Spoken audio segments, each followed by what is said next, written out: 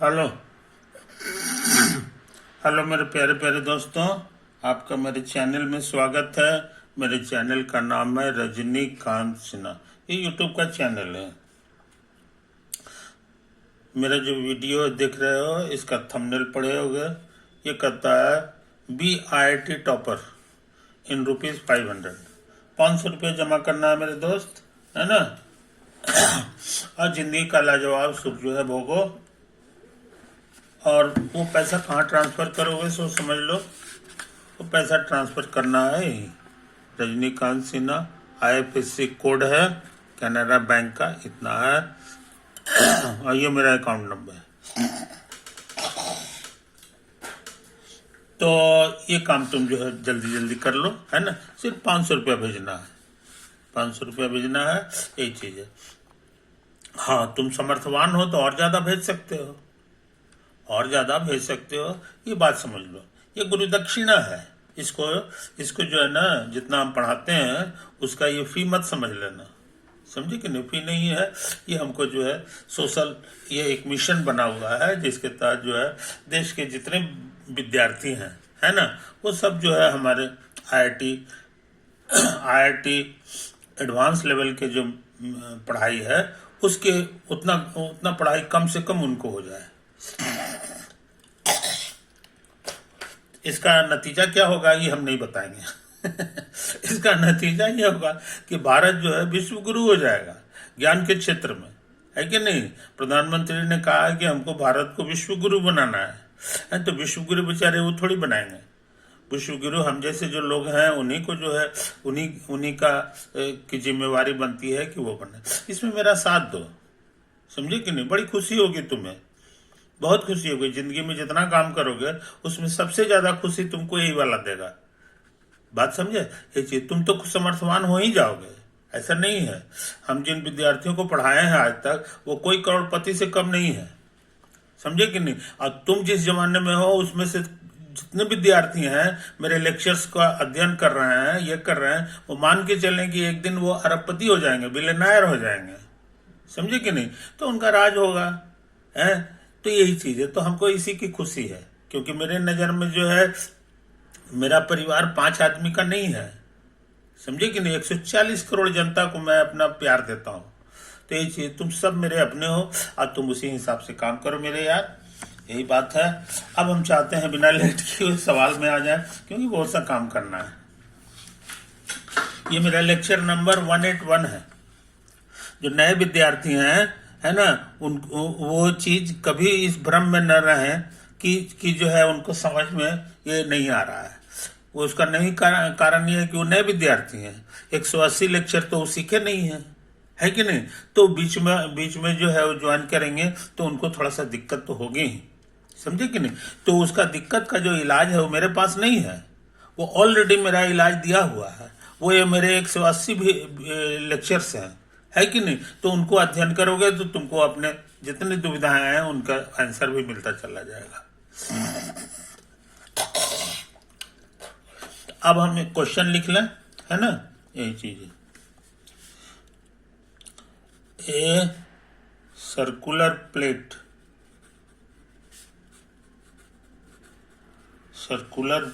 of diameter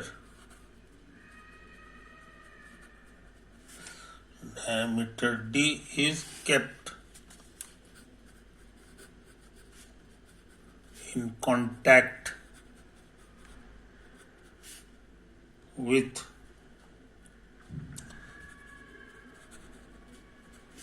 a square plate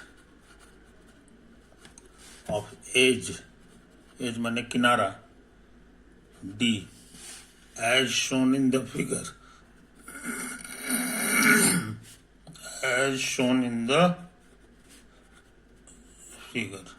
है कि नहीं। फिगर क्या है सो समझ लो।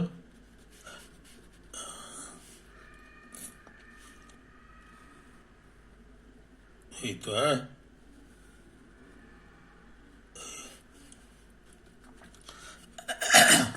और उसके बाद जो है एक और है,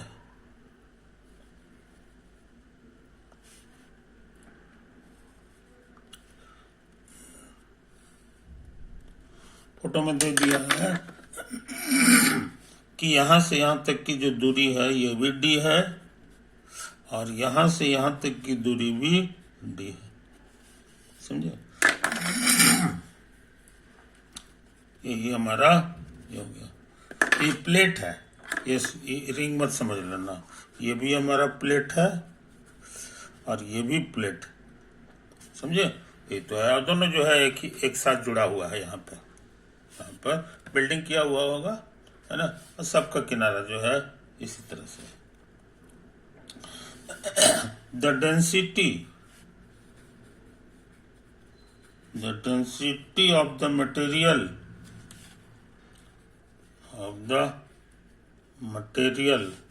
and thickness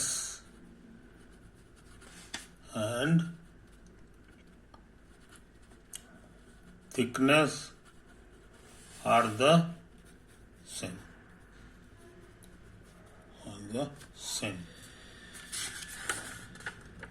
Everywhere.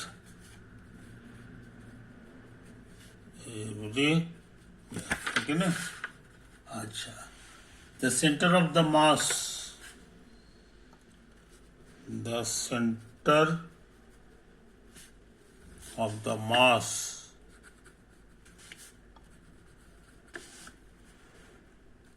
of the composite system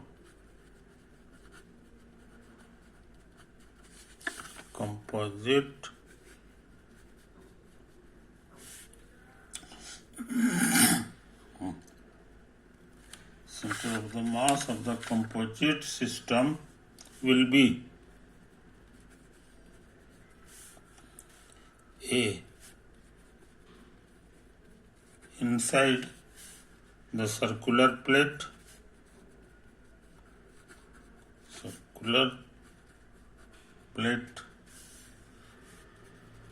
inside the square plate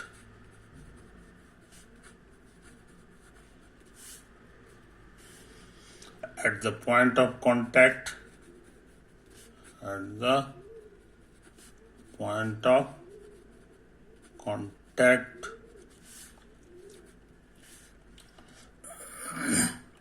outside the system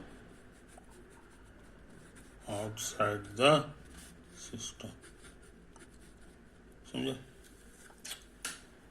तो कोशिश करें मेरे यार, कोशिश करें।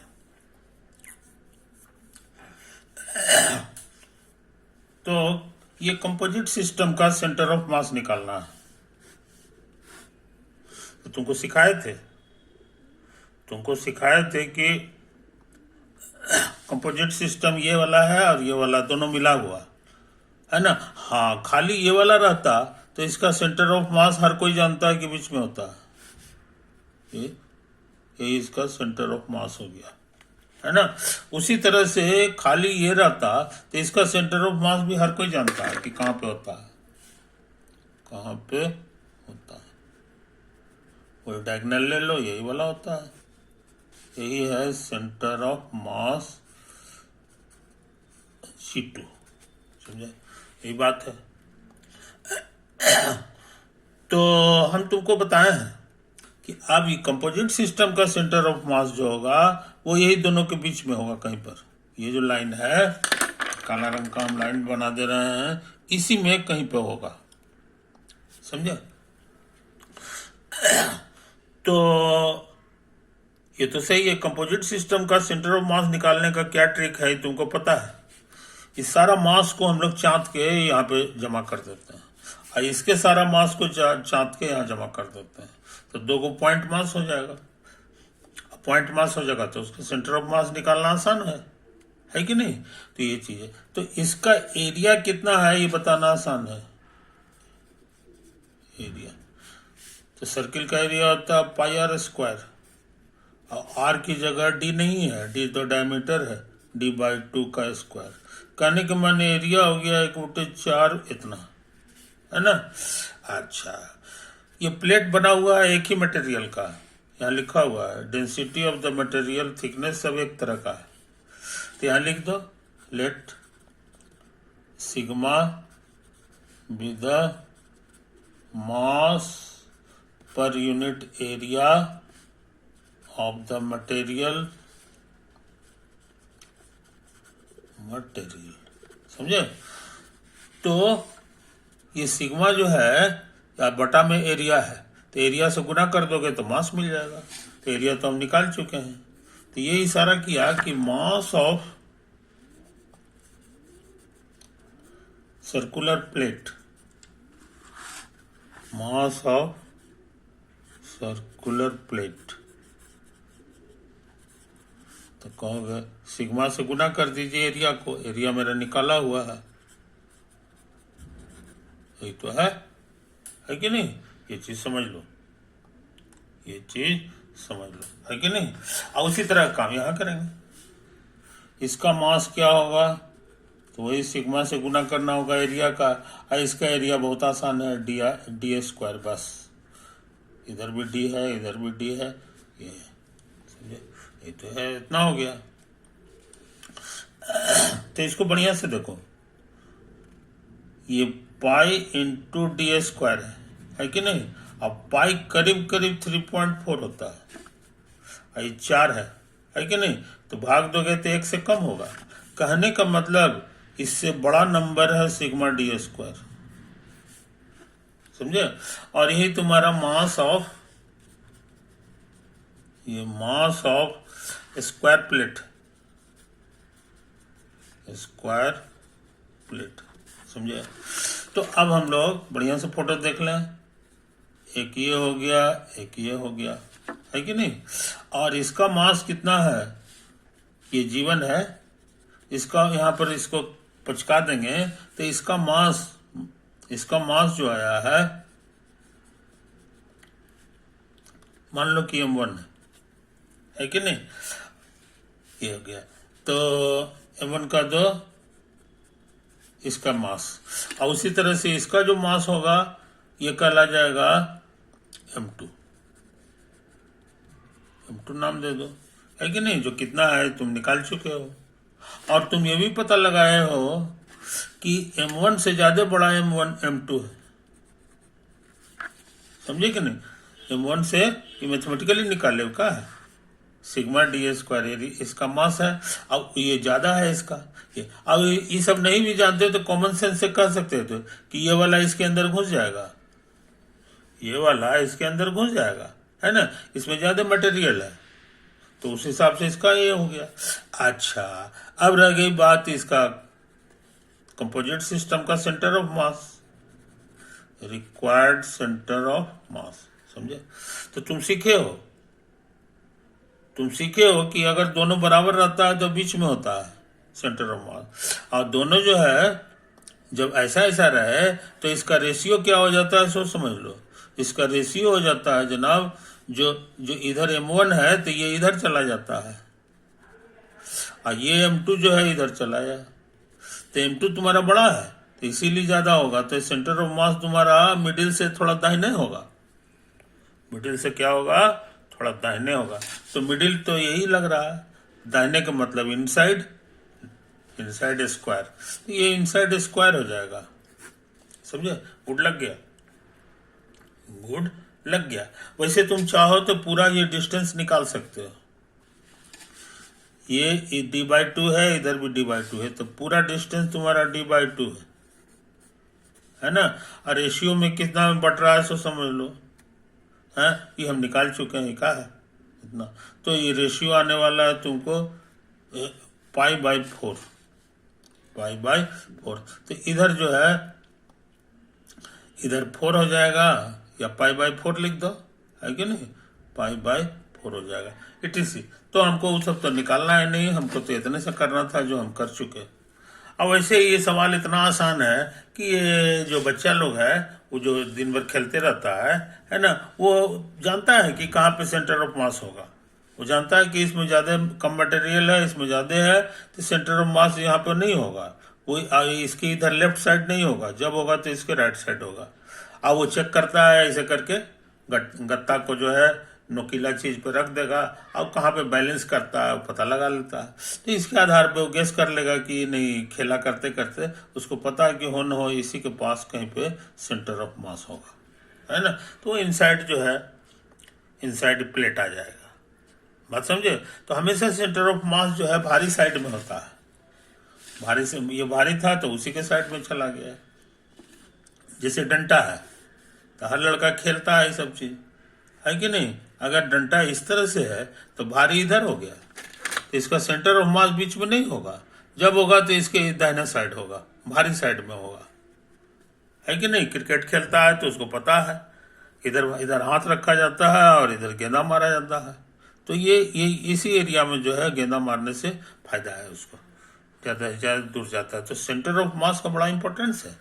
और ये खेलते खेलते हर लड़का को अनुभव हो जाता है कि किस चीज़ का सेंटर ऑफ मास कहाँ है।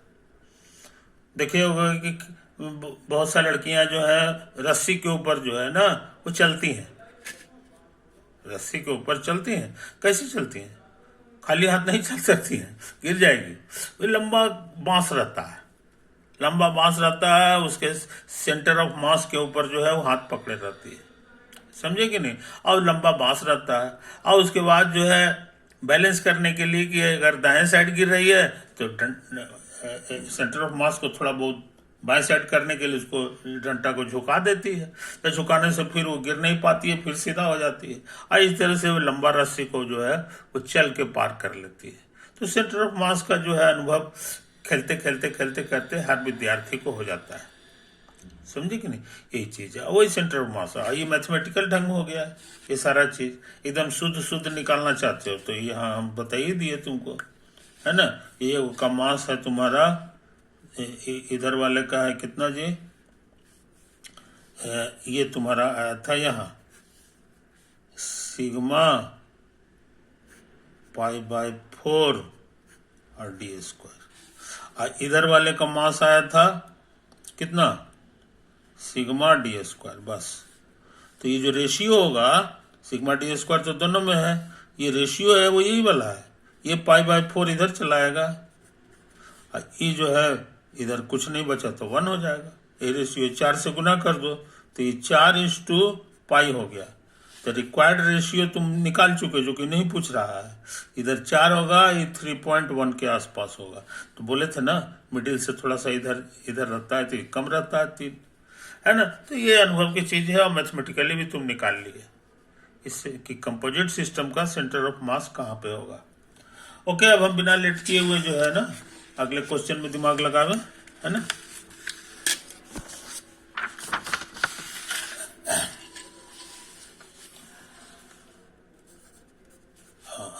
छोटी सी बात हम बता दें, हम विद्यार्थियों का कमेंट्स वगैरह आते रहता है तो उसमें जो है विद्यार्थी कभी कभी जो है फ्रस्ट्रेटेड वे में फील करते हैं। फ्रस्ट्रेटेड सारे लड़के नहीं, वो लड़के जो नियमित रूप से पढ़ रहे हैं।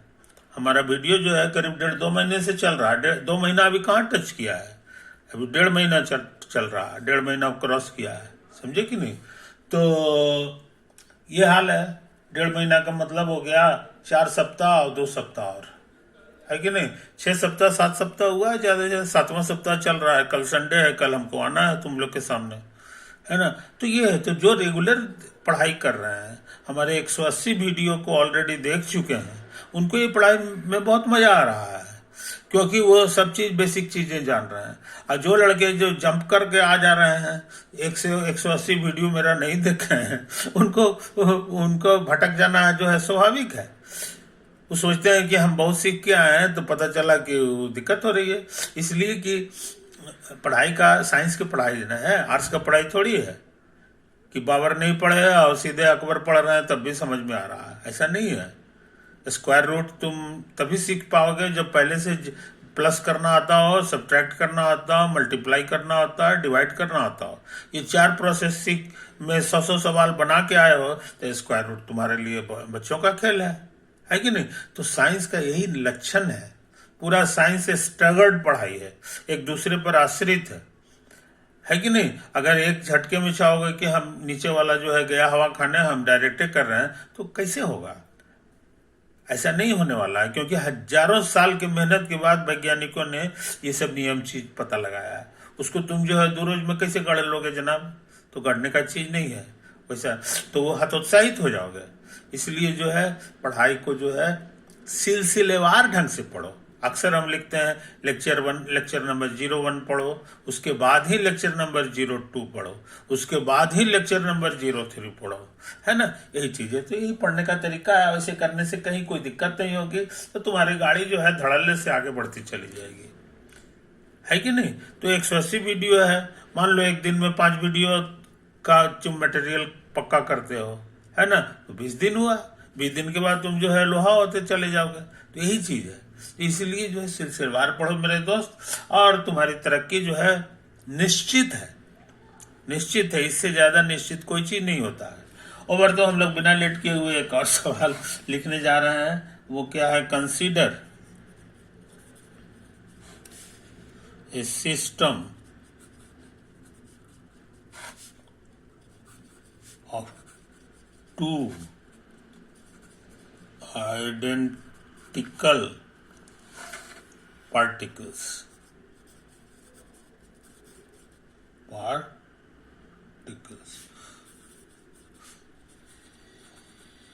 One of the particle is at rest and the other has an acceleration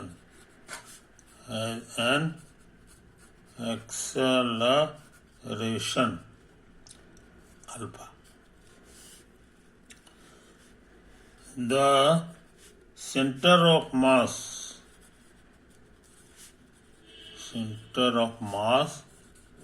has an acceleration कितना होगा? 0 a/2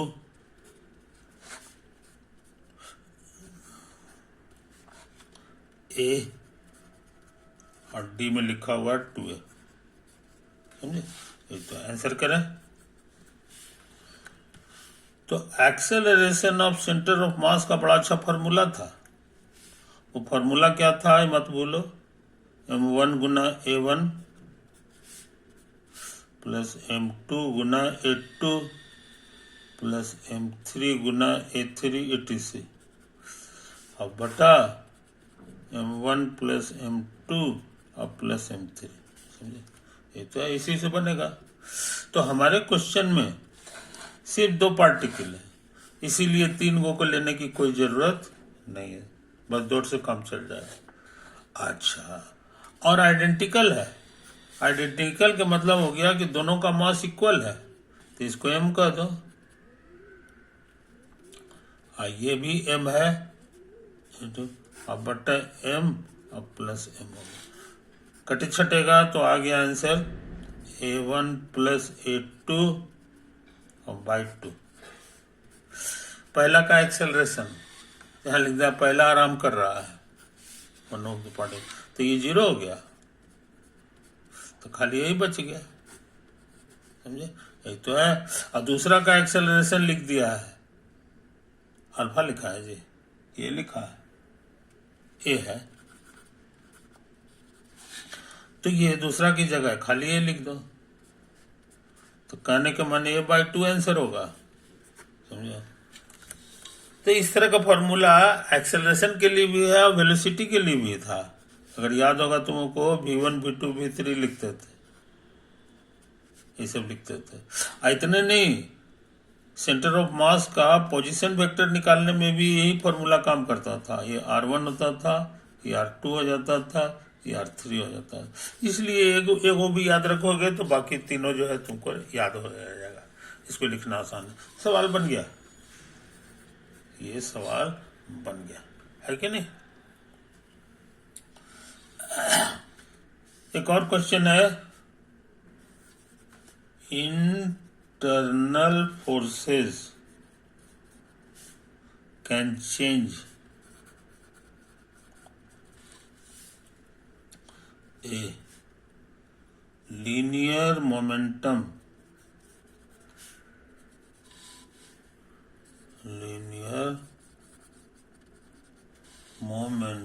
but not kinetic energy,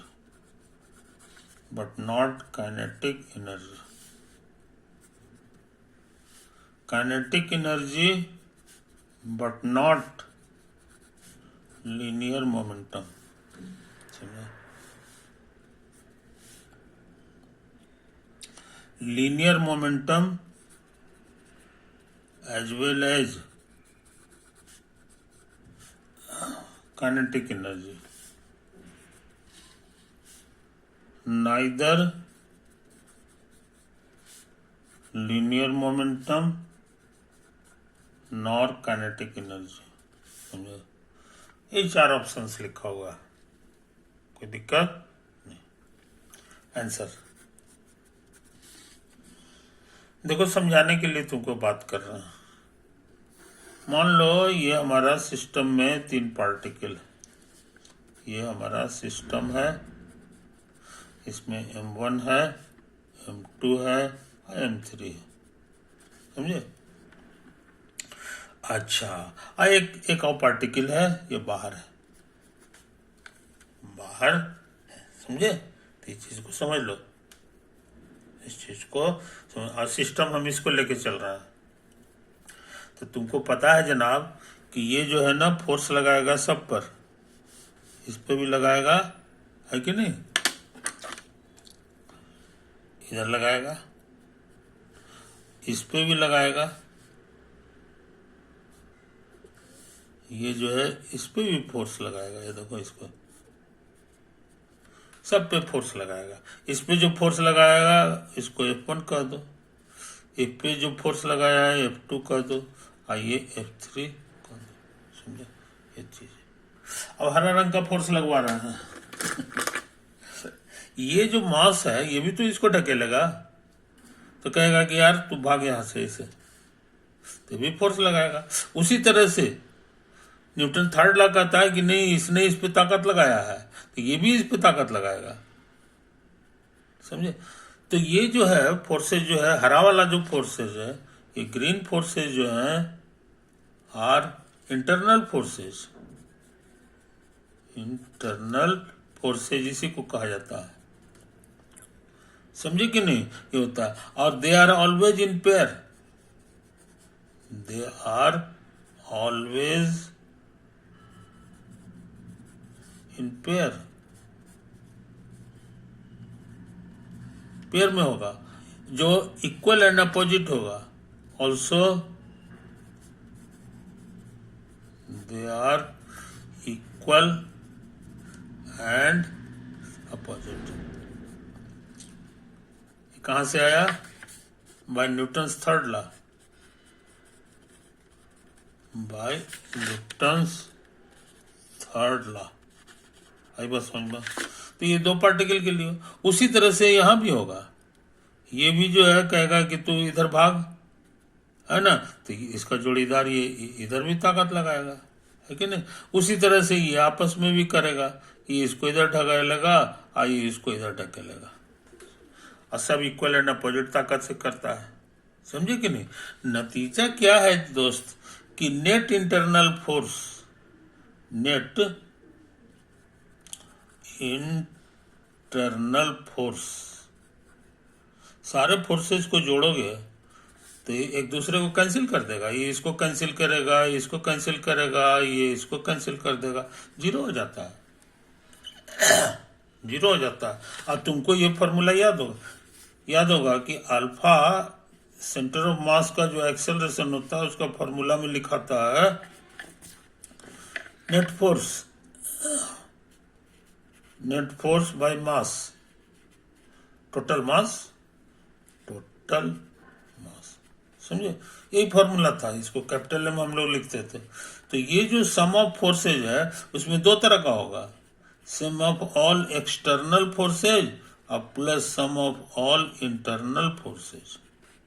अब खास बात हम लोग ये सीखे कि इंटरनल फोर्सेज का जोड़ जो है कितना होता है, 0 हो जाता। तो ये तुम्हारा हो जाएगा एक्सटर्नल जिंदाबाद, ये 0 हो गया। अब इसलिए ज्यादातर समझदार लोग जो है इसको ऐसे लिखते हैं, सम ऑफ ऑल एक्सटर्नल फोर्सेज अब बाय एम। ज्यादा सुंदर फॉर्मूला ये हो गया क्योंकि इंटरनल वाला तो नेट करेंगे तो जीरो आ जाएगा, तो उसको लिखने की क्या जरूरत, लिखने की क्या जरूरत है कि नहीं। तो हाँ, अब अगर जो है मान लो ये एक्सटर्नल रहा ही नहीं, नो एक्सटर्नल फोर्स, समझे कि नहीं, तब तो खाली इंटरनल रहेगा और वो मिलजुल करके जीरो हो जाएगा। तो वैसी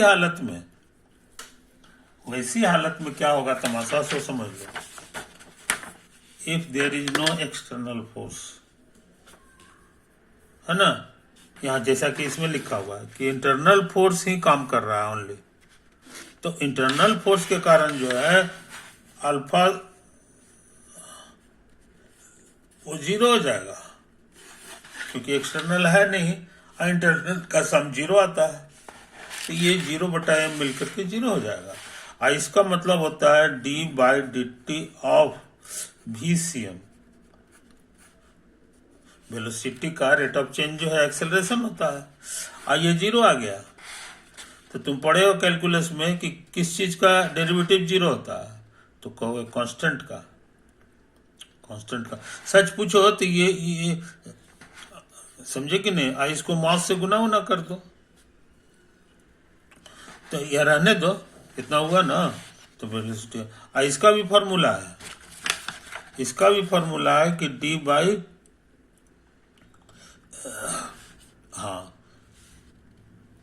ये हो गया। अच्छा अभी इसको रहने दो, अभी इतना हुआ ना। अच्छा, तो ये इशारा कर रहा है जी कि d/dt of sigma p linear momentum का सम, सिस्टम का लीनियर मोमेंटम हो गया, और उसका रेट ऑफ चेंज को ही हम लोग कहते थे नेट फोर्स। तो नेट फोर्स तुम्हारा कितना होने जा रहा है, जीरो होने जा रहा है, क्योंकि यहाँ खाली इंटरनल फोर्स लगा हुआ है। और ये इशारा कर दिया कि डेरिवेटिव जीरो है इसलिए कांस्टेंट होगा,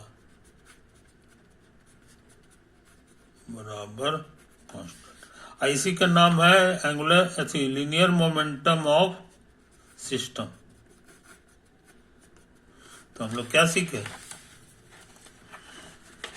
कि linear momentum of system constant है, चेंज नहीं कर रहा है, समझे। यहाँ कहता है चेंज करेगा, ये बात तो गलत हो गया कि can change in linear momentum कोई चेंज कर ही नहीं सकता है, समझे कि नहीं। यहाँ कहता है लीनियर मोमेंटम को भी चेंज करेगा और काइनेटिक एनर्जी को